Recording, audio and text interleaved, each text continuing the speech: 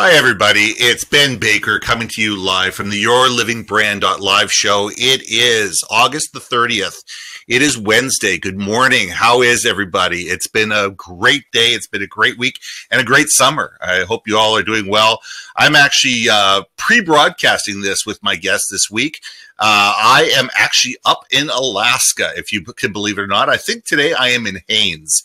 I decided to take the family on a nice long holiday and vacation that is actually well-deserved. And I thought, you know what, before I left, I wanted to make sure that I get Paul on the air. And so what we're doing is we're pre-recording this, and I will be broadcasting this live on the 30th. So once again, it's Ben Baker, and you're at the Your Living Brand show.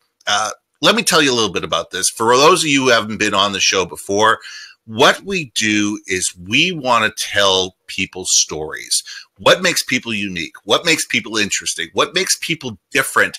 And how do they tell their story to their audience in a way that makes sense to them, makes sense to their audience, and you know what, engages people? Because we're all different. We're all unique. And if we just do the same as everybody else, guess what? We're going to be exactly the same as everybody else. And because of that, take the time, figure out who you are, what you do, why you do it, and move from there. Be a little unique, move outside your comfort zone, and let's sit down and let's talk about it. So our guest this week is Paul Bellantone. Paul and I have known each other for years. He is the president and CEO of PPAI, which is Promotional Products Association International.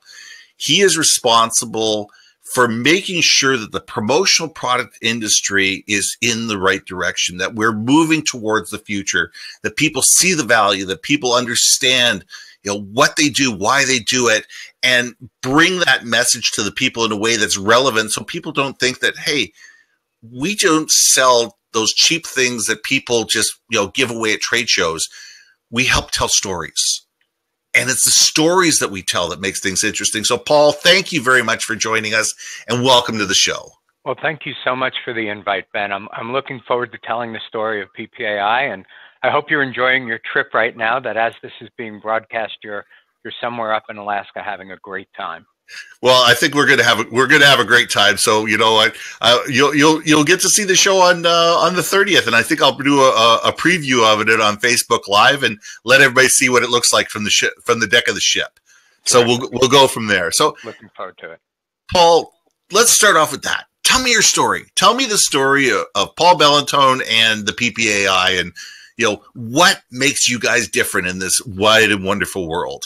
Well, I would tell you that the story of PPAI is far more interesting than the story of Paul Bellantone. So I think we're going to stick with the association. But Ben, you hit on it exactly.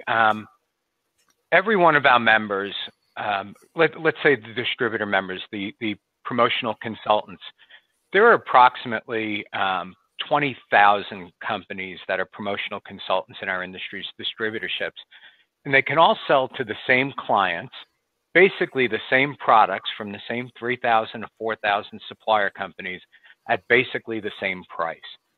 So it's really the matter of story that differentiates their business from every other business. What is it that makes Ben Baker different than, promotional consultant number 8,000? And it's really the thing that adds your value. So your ability to communicate that story is the key differentiator. And it's really what makes it's that story that makes you valuable to your customers. So I think you're on the right track with this program, and I think you're on the right track in helping people develop their own stories. Thanks, Paul. From an association standpoint, PPAI, the Promotional Products Association International, is the trade association for those companies that either make, decorate, or resell promotional products and put programs together around that. What we do is try to grow and protect that industry, and we do it in a couple of different ways. We do lobbying efforts at the state and federal level. Actually, we do lobbying internationally. We work with product safety and consumer groups to make sure that the products that are getting into the marketplace are actually safe and compliant and fit for the intended audiences. So on that side, we protect the industry. On the grow side, we make buyers aware of the value of promotional products, that when they're giving away a product, it's not just a thing, it's actually an extension of their brand. And if they can find the right products to give to their customers or their prospective customers, it's an extension of their story, an extension of their brand, and it's far more successful than a lot of the other media where they can be spending their marketing dollars. Interesting. So you were touching on a really interesting point, that you go outside the industry. We do. You know, as PPAI, your job is to communicate outside the industry, and you guys are doing a really great campaign right now. Can you tell me about it? Sure. We do reach two different audiences, and I think that's a good point, Ben. We talk to our members, the suppliers and distributors in that community, and we provide education, and we provide tools, and we provide services that help them become better business people. Mm-hmm. But in terms of reaching outside our industry, we're actually talking to the buyers who are making marketing decisions every single day. Every time they have a dollar to spend, they can spend it on TV, they can spend it on radio, they can spend it on print publications or on digital media, or they can spend it on promotional products, physical advertising.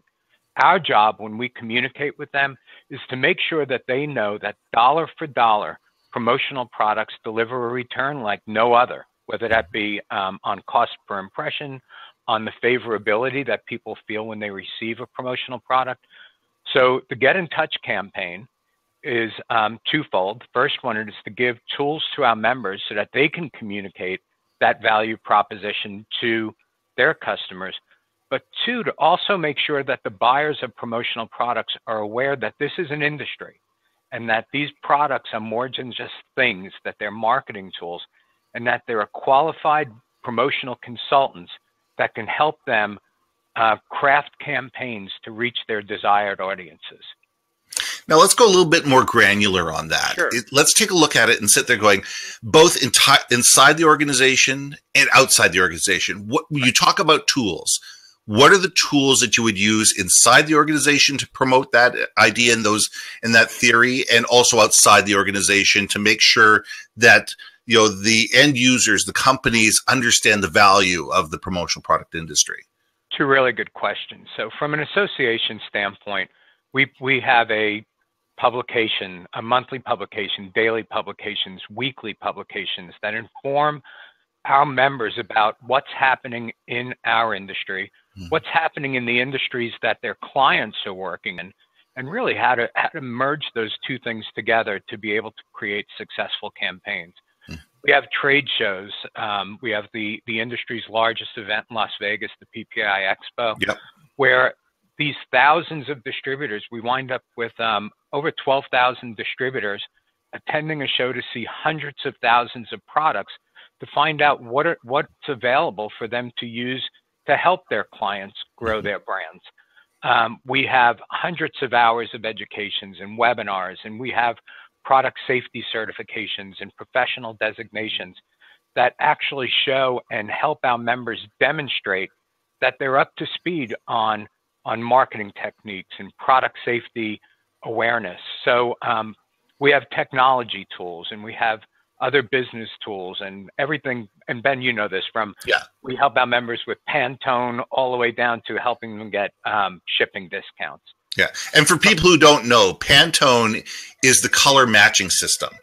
It is vital to understand color within any particular brand. And if you're looking at a Pantone 301 versus a Pantone 307, they're both blue, but they're different blues. And if you don't know the right color, you're not representing a brand properly. So it's important that we as an industry, or you as an industry, I'm part of this industry, is to be able to understand it's the minute little details that make all the difference. Exactly. And your association, your partnerships allow you to do that. It's critically important, because that color that you think looks one way on a computer screen looks different on a printed piece and will look different on a piece of apparel.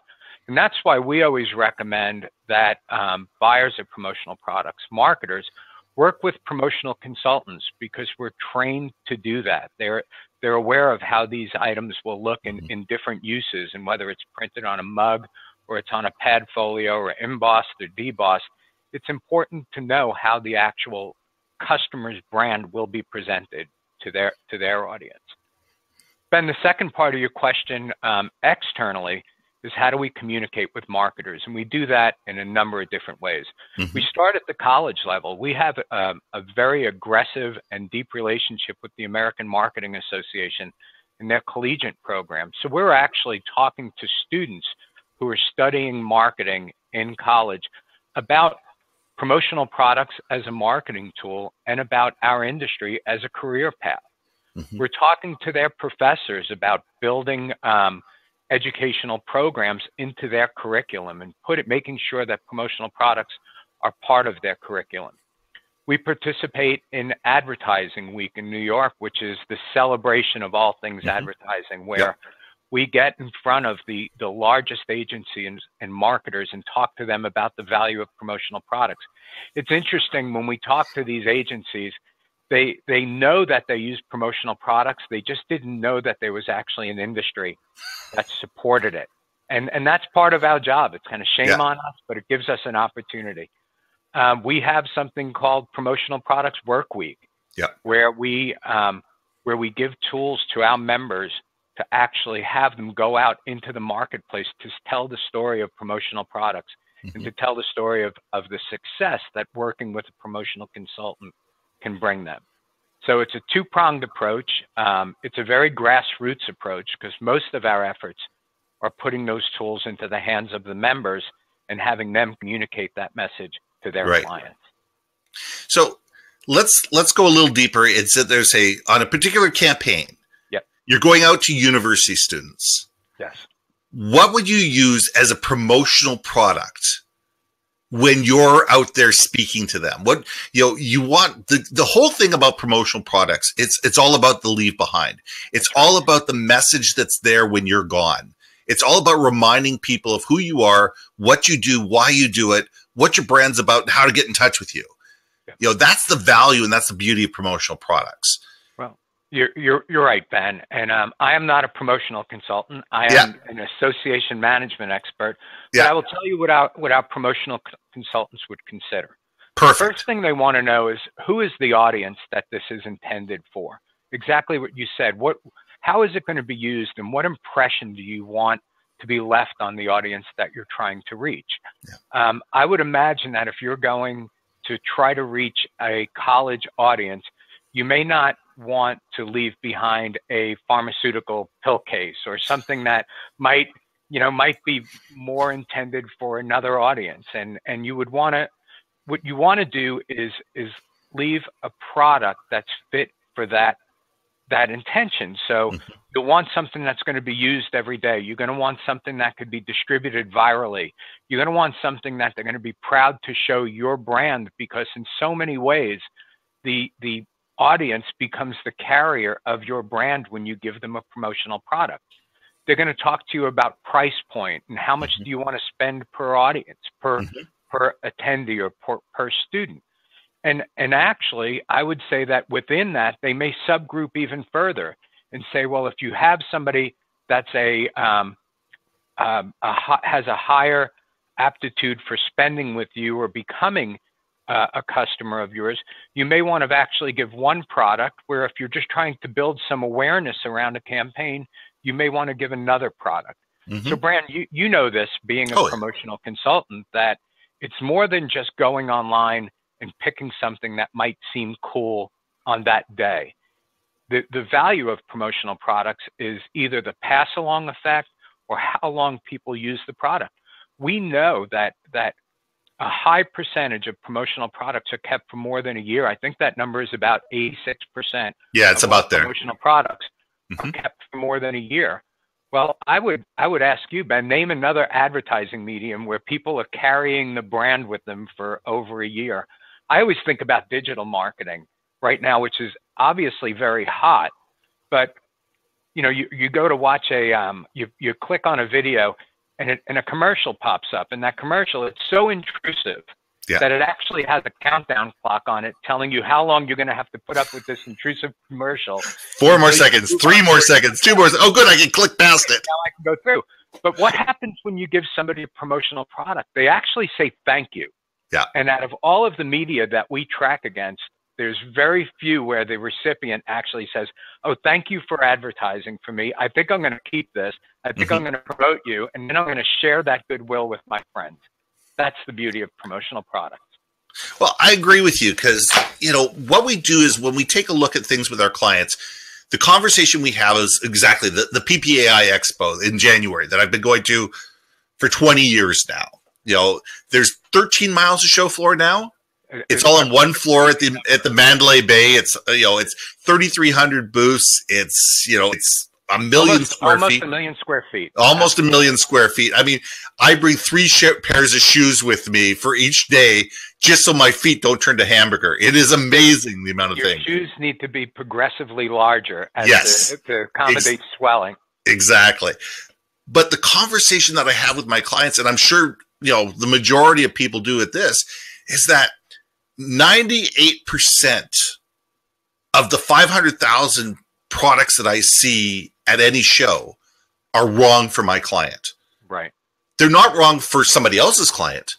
They're not wrong for a different campaign. They're not wrong for, you know, some other organization, but they don't match your brand. They don't match your message. They don't match your value statement. Your clients won't find them valuable. They won't speak to your value as a company.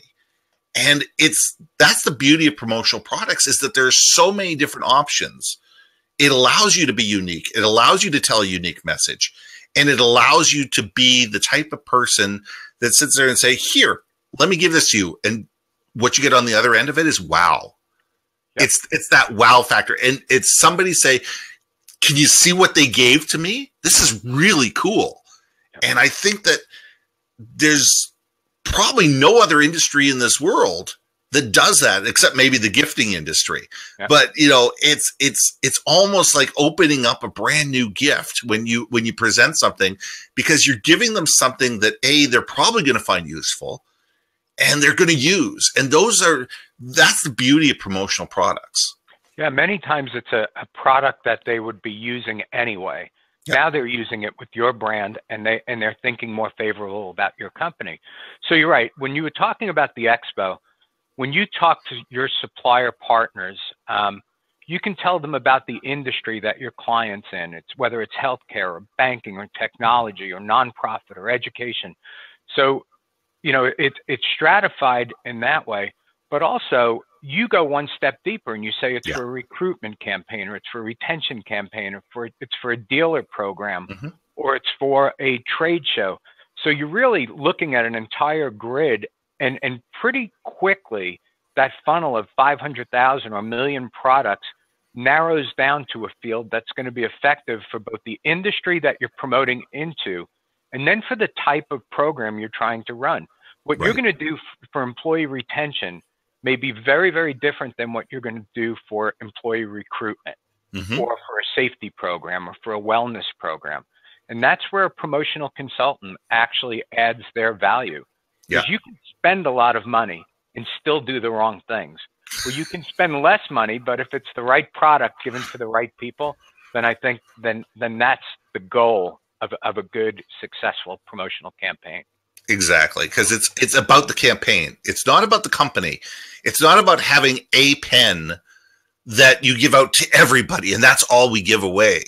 Sure. You know, you're better off buying fewer things of better quality that relate to your brand, that tell your story, that your customers are going to find valuable, than giving it out to everybody and it ends up in a drawer, you know, and no one sees it. Nobody knows your logo and nobody recalls your product or your value. And that's what the joy of this industry does. The joy of this industry is about reach, and it's about recall. It's a fun industry as well. It's a fun industry to participate with as a buyer. It's a fun industry to be a consultant and a supplier in, because you're giving goodwill. You're giving things that people appreciate and that are useful. Yeah. So, as an association, what do you do to make your members feel special? What do you do to take care of your members who are your clients? You know, what do you do that's unique and different? and helps promote the story of PPAI in the members? Because you're not the only game in town. We're not. We it's an interesting thing when we are an interesting body. We're a nonprofit trade association, and what that means is that the profitability of the organization is not redistributed to stakeholders or shareholders. It's reinvested back into the organization for the good of the members. Mm-hmm. So when we have excess revenue over expenses at the end of the year, we reinvest that. And I will tell you that the folks that compete for dollars in the marketplace of our members are generally not other nonprofits. They could be for-profit organizations that are selling products and services, good companies selling products and services to help our members do their business. What's different about PPAI is that we go beyond just products and services. We advocate for the growth and the protection of the industry. So where a for-profit company might have a great technology tool, what's done with that revenue is what's different about the association. Mm-hmm. That said, we never sit around and make a decision and say, what would a good nonprofit do today? We run it like a business. Yep. And we do try to make that profit to reinvest. Mm-hmm. Now, I'll give you some for instances. So in the last 5 or 6 years, we've actually doubled the size of our membership from about 7,000 members to a little over 14,000 members. Mm-hmm. We've generated probably about 30% more revenue, and that revenue has gone right back into the association to support technology tools, to support legislative work, to support our work on product safety and advocacy. So what we've done over the past 5 or 6 years is become, and I'm going to go backwards before we go forwards, we've become a very good transactional organization. We know how to get members. We know how to generate revenue. We know how to run a great trade show. We have a terrific magazine. We have terrific awards. What the new focus of PPAI is what our members told us our brand was. And I think that's important. We did focus groups. We had our board of directors meet, volunteer groups, and we asked them, what does PPAI mean to you? And they gave us 3 words. They gave us trust, knowledge, and community. Mm-hmm. We found that really interesting because none of that, while we were doing those things, we were busy being focused on growing the association and growing the revenues. And while that may have been terrific for the association, it wasn't, the members benefit from it, but they still saw us as something different. Mm-hmm. So our entire campaign, the entire focus of the association now is moving from transactional to relational, to really building stronger relationships with the company principals and the people inside the member organizations. So we have a strategic plan goal, and it says to create member value. Well, that's pretty ambiguous. What's member value? But I'll tell you, we actually gave a little subtitle, create member value, drive meaning valuable. How will we make the membership love, trust, appreciate, and engage with PPAI? Well, that's pretty bold. Yeah. That's a very different organization. I mean, how many of you, a consultant or marketers out there, have in their goals, how do we make our members love us? And that's where the focus of the association is. So what are we doing to do that? We're listening to them, for one. What is it that's important to them? How do they want to be reached by us? How do they want us to communicate with them? Where do they want us to reinvest those member dollars? How do we make them feel good about being members of this association and being members of our industry? Mm-hmm. We have another goal that says advocate for the industry. Well, it's no longer about how do we influence legislators. It's how do we create evangelists of people who believe in what we're doing and have that message ready to send to their customers. The third one is develop and leverage strategic foresight, meaning how do we help our members understand what some of these things in the future are going to look like and adjust their businesses to accommodate that. You know, Ben, we ask a question and we say, how would you have changed your business, or if you knew that Amazon was going to become such a dominant force in our lives, what would you have done differently in your business to accommodate that and prepare for that? Mm-hmm. So that would be the third one. And finally, our last goal is to retool the association so that we have the right people here on staff that can move from a transactional association to a relational association. So we do it in a number of ways. We do it with customer experiences. We do it with letting our members know we appreciate them and that they're appreciated within our organization. And it's done all different ways every single day. Perfect. You know, and that's the one thing that I heard from that is trust and listening. Yes. You know, and that's the most important thing to me, because we all need to gain the trust and listen to our clients. And our brand truly is not as much as what we think it is. It's about what our customers think it is. And it's how our brand is perceived and how people relate to our brand and engage with our brand is almost as important as how we, you know, communicate that brand itself.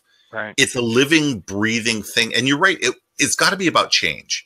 Yeah. You know, a brand is always evolving and understanding. And I think this is a key thing that you guys are doing. And I think you're doing it well, is that you're listening to your shareholders and your stakeholders. And you're realizing that, you know what, the world has changed and the world is constantly changing.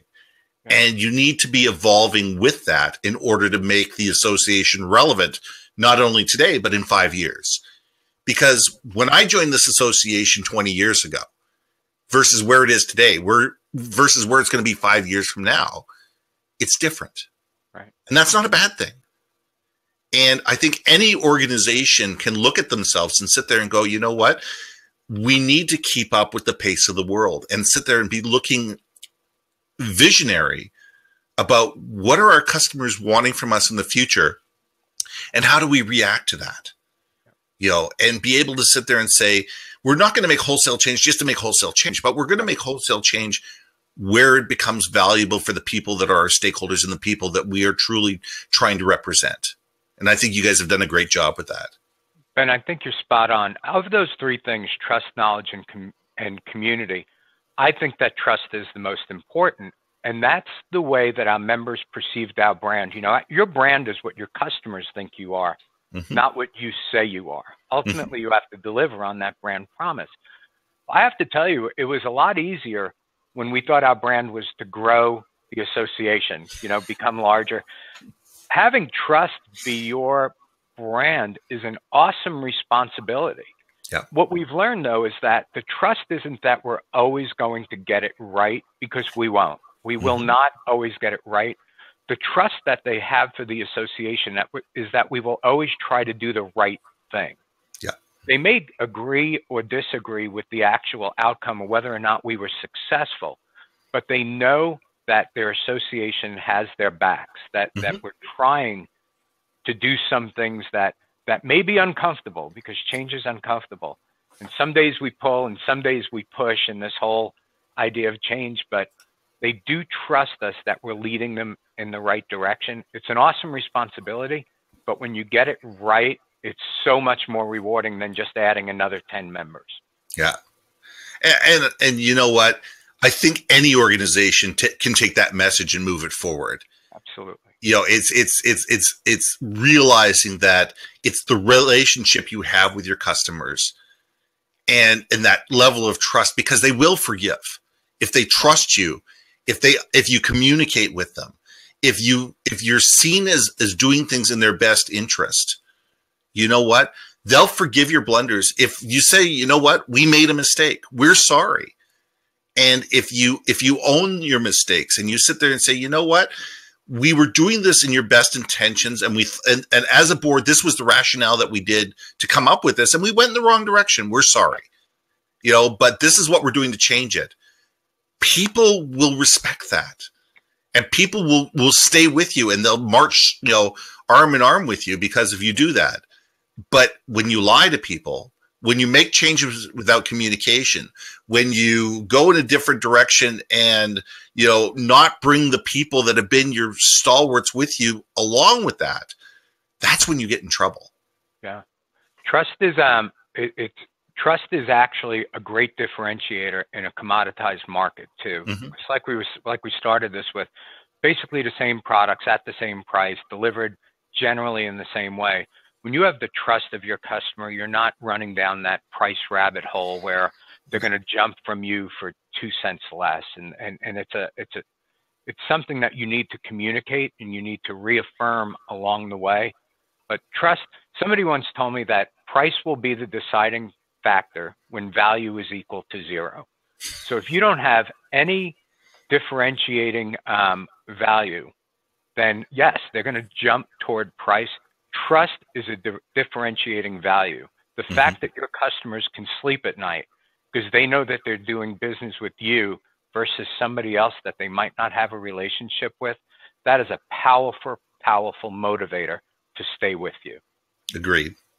So one last question, then I'm going to let you go because we've had a great conversation. Well, good. I appreciate this. Hey, listen, I appreciate it. You've been a wonderful guest.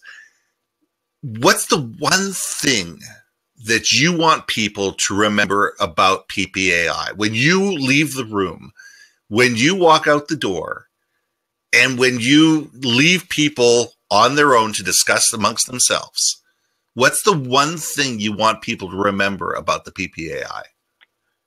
I want them to know we've got their back. That whether that means if it's somebody who's just looking for good tools to be able to go to the marketplace, whether that be technology or education or research, we've got your back. If you're really interested in how legislative work's going to impact your business and the lobbying side of our industry, we've got your back. If you're interested in product safety and making sure that people see our industry as being socially responsible and our products are safe and compliant in the marketplace, we've got your back. So whether they want to grow, whether they want to protect, whether they want the knowledge and the trust in the community, we've got their back. If I can leave a room and somebody says that, like, I trust these guys, they have my back, then I think we've done the right thing.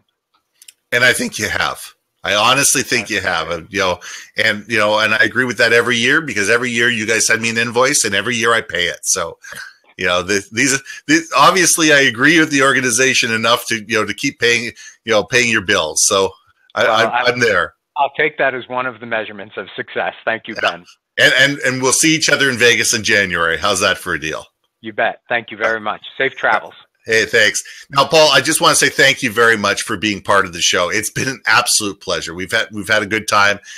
For me, the one thing I got from you is trust. It doesn't matter what your organization is or who you are. The more you can build a level of trust with your clients, the more you can differentiate yourself and the quicker you can get away from that price conversation. Yeah. If people trust you, if people believe that you're going to take care of them, if people believe that you have their best interests at heart, the price conversation becomes far less important. And it's all about, can these people take care of it? And will the success be the success that I want? And I think that's what we do. Every organization, that's what we should strive for and move forward from there. Now, everybody, this is the Your Living Brand show. Your Living Brand show. Every Wednesday at 10 o'clock in the morning, we get together with a new guest, and it's all about finding out what makes them different, what makes them special. Because the more we can find out what makes our guests special, the more you can understand what makes you special, and you can take those lessons and you can move forward. And you know what? If I can be of any help whatsoever, come find me. I'm at YourBrandMarketing.com. My name is Ben Baker. What we do is we consult, we teach, and we speak on brand, message, market, vision, and value. Our goal is to make you look and feel the best to your clients so they trust you, they like you, they engage with you, and they want to do business with you. Now, I want to leave you with one last thing, and then we're going to sign off today. On October 3rd, my buddy Gary Bram and I are teaching a course here in Vancouver. It's called Brand, Communicate, and Lead for Success. It's designed for senior managers and executives. And the goal of this course is for you to understand your personal brand, your vision and your value, and how this can make you a better leader. If you want to find out more about this course, come join us at www.gettingyounoticed.ca. That's gettingyounoticed.ca. Thanks a lot. Thanks, everybody. I'll see you next week when I get back from vacation. Have an absolutely wonderful week, and we will see you next week. Bye-bye.